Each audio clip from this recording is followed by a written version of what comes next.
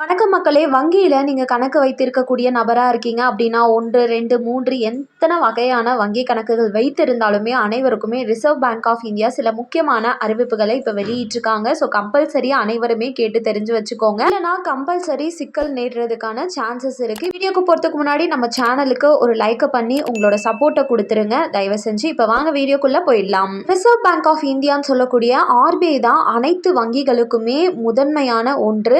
RBI தான் அனைத்து வங்கிகளுமே கேட்கணும். அது லீவ்ல முதற்கொண்டு டெபாசிட் பணம்ல இருந்து முதற்கொண்டு எல்லாமே. இந்த நிலையில ரிசர்வ் பேங்க் ஆஃப் இந்தியா வங்கியில வாடிக்கையாளராக இருக்கக்கூடிய அனைவருக்குமே ஒரு முக்கியமான அறிவிப்பை வெளியிட்டிருக்காங்க. அதாவது வருஷத்திற்கு 10 லட்சத்துக்கு மேல அமௌண்ட் போச்சு அப்படின்னா வரவு செலவு நம்ம இன்கம் டாக்ஸ் டிபார்ட்மெண்ட்க்கு பதில் சொல்லணும். அது மட்டும் இல்லாம வங்கிகளே இந்த மாதிரியான அக்கௌண்ட்ஸை ஃபைண்ட் அவுட் பண்ணி இன்கம் டாக்ஸ்க்கு சொல்லிடுவாங்க அப்படின்றது தெரியும். ஆனா இதுல நிறைய மக்களுக்கு ஒரே ஒரு குழப்பம் இருக்கு அப்படின்னா, நான் ஆன்லைன் மூலமா நிறைய டிரான்சாக்ஷன்ஸ் பண்றேனே, வரவு செலவு ரெண்டுமே சேர்த்தா இல்லனா வரவு மட்டுமா, இந்த மாதிரி நிறைய குழப்பங்கள் இருக்கு. இதற்காக தான் இப்போ ரிசர்வ் பேங்க் ஆஃப் இந்தியா ஒரு முக்கிய அறிவிப்பை வெளியிட்டிருக்காங்க. சுருக்கமா சொல்லணும் அப்படின்னா, நீங்க ரொக்கமா ஒரு பணத்தை எடுத்துட்டு போய் டெபாசிட் செய்றீங்க இல்ல வித்ரா பண்றீங்க ஆகிய இரண்டிற்குமே தனித்தனியா 10 லட்சம் வரம்பு அப்படின்றது பொருந்தும். ஆன்லைன் டிரான்சாக்ஷன் பண்றீங்க அப்படின்னா இதற்கு ரூபாய் 10 லட்சம் அப்படின்றது பொருந்தாது. இதற்கு தனியா ஒரு அமௌண்ட் இருக்கு. அதையும் நான் உங்களுக்கு சொல்றேன். நீங்க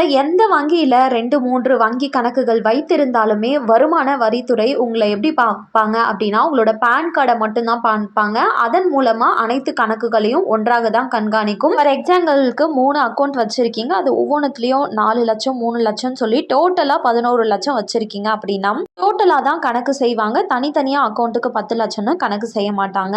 ஒரு நிதியாண்டு, அதாவது ஒரு வருஷத்துல சேமிப்பு கணக்கு வச்சிருக்கிறவங்க நீங்க கையில காசா எடுத்துட்டு போயிட்டு மொத்தமா ரொக்க பணமா 10 லட்சம் இல்லைன்னா அதற்கு மேல டெபாசிட் செய்றீங்க அப்படின்னா உங்களோட வங்கி டீடைல்ஸை வருமான வரித்துறைக்கு அனுப்பிச்சிருவாங்க. அதுவே ரொக்கமா 10 லட்சத்தை நீங்க வித்ரா பண்றீங்க கையில அப்படின்னா ஸோ உங்களோடதும் கம்பல்சரி இன்கம் டாக்ஸ் டிபார்ட்மெண்ட்க்கு தெரிவிச்சிருவாங்க. இதுவே நீங்க ஏடிஎம்ல இல்ல செக் மூலமா எடுத்தாலும் சேம் இதே ப்ரொசீஜர் தான்.